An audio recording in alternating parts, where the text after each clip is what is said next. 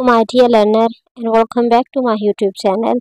आज की जो वीडियो है इसमें मैं आप लोगों को ईडियम्स और जितने भी एडवांस वोकैब है जो कि हम न्यूज़पेपर में डेली पढ़ते हैं उसका मैंने अलहदा सा वीडियो बनाई है ताकि वो लोग जो फुल न्यूज़पेपर वीडियोस नहीं देखना चाहते, जिनको सिर्फ वोकैब इन्हेंस करनी है या ईडियम्स सीखने हैं, वो ये वीडियो देख सके। तो इस लिहाज से मैंने ये सीरीज़ का आगाज़ किया है कि जिसमें सिर्फ वोकैब के बारे में वीडियो बनाई जाएगी, उनके मीनिंग क्या होंगे, उसको हम किस तरह यूज़ कर सकते हैं। तो उस सिलसिले में ये पहली वीडियो है जिसमें हम लोग देखते हैं कि हमारा जो फर्स्ट है, जो हमारा आज का वर्ड है वो है जी कस्टमरी। कस्टमरी का मीनिंग होता है रवाज। किसी इलाके में जो रवाज होते हैं उसे कहते हैं कस्टमरी। इन मैनी कल्चर कहते हैं बहुत से कल्चर में इट इज़ कस्टमरी, ये रिवाज है टू रिमूव करना योर शूज़, अपने shoes before entering a home, एक घर में एंटर होने से पहले।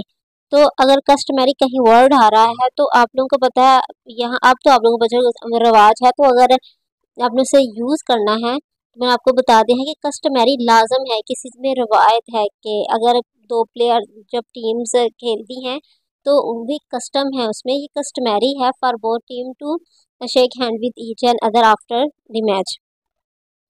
तो ये इस लिहाज से इस तरह हम लोग कस्टमरी का वर्ड यूज़ करेंगे।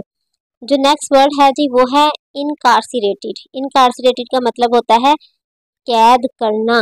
ठीक है जी, किसी को कैद करना, कि हम कैद खुद तो नहीं ना होते, कोई हमें पकड़ के जेल में लेके जाता है तो हमें कैद करता है ना, तो इस वजह से ये है इनकार्सिरेटेड, कोई हमें कैद करे। ठीक है जी, कैद करना। He was incarcerated in the jail, he वो वॉज था इनकार्सिरेटेड, जेल में कैद किया गया। ठीक है, यहाँ से आपको पता चल रहा है कि ये जो सेंटेंस है ना ये पैसिव वॉइस का है, किसी और ने उसे कैद किया है, वो खुद नहीं गया वहाँ कि भाई मुझे पकड़ लो, मुझे कैद कर लो। तो ये जो सेंटेंस है ये हमारा पास्ट का पैसिव वॉइस है। आप लोगों को मैं साथ साथ टेंसेस भी बताती जाऊंगी कि कौन से कहाँ क्या टेंस यूज हुआ है। तो इनकार्सिरेटेड का मीनिंग अब आपको याद हो गया किसी का जी, कैद में डालना या कैद करना। सरकास्टिक का मीनिंग तो सबको पता है जी, इसका होता है तंजिया। कॉन्सोनेंस का मतलब होता है हम मांगी होना। ठीक है जी, देखिए अब जिस तरह हम लोग कोई एक सॉन्ग या पोएम होती है हमारे पास, तो उस पर जो लास्ट पे वर्ड है वो सेम सेम होते हैं, वो उनका सेम साउंड होता है, तो उसे कहते हैं कॉन्सोनेंस। ठीक है, इसको हम इस तरह जब हम यूज़ करेंगे अपने सेंटेंस में कहेंगे such a course of action which have been much more in consonant with the earlier tradition of the government of this country। ठीक है जी, कहते हैं सच अ कोर्स ऑफ एक्शन, इस तरह के जो एक्शन है, सच अ कोर्स ऑफ, जो हम कहते हैं ना कि इस तरह के जो एक्शन है उसके लिए ये इस तरह के जो काम है, इस तरह की जो तुम्हारी बात है, such a course of action, such a course of talk, such a course of conversation. तो इस तरह हम इसको यूज़ करेंगे। Would have been much more, कहते हैं कि ये बहुत ज़्यादा हो गई है इन कॉन्सोनेंस। कॉन्सोनेंस का मतलब होता है हम मांगे विद द अर्लियर ट्रेडिशन, कहते हैं जो पहली ट्रेडिशन थी उनके साथ, of the government of this country, इस जो है ना गवर्नमेंट ऑफ दिस, इस कंट्री की जो गवर्नमेंट है उसको कहते हैं। जो गवर्नमेंट जो ट्रेडिशन, इसका मीनिंगफुल ये है कि जो गवर्नमेंट जो एक्शन कर रही है ये उनके एक्शन ऐसे है कि जो पुराने वक्तों में जो एक ट्रेडिशन होता था ना कि कोई बिला वजह पाबंदी लगाई हो, तो हम कहते हैं कि पुराने ज़मानों में ऐसी बिला पाबंदी लगाई जाती थी। ये हुकूमत जब ना वो पागल हो चुकी है, ये पुराने हरबे जो इस्तेमाल करी है, तो उस तरह हम लोग इसका हम कहेंगे कि इनके जो अब वाले एक्शन है वो अर्लियर ट्रेडिशन के साथ कॉन्सोनेंस है, हम आंगी है उनकी।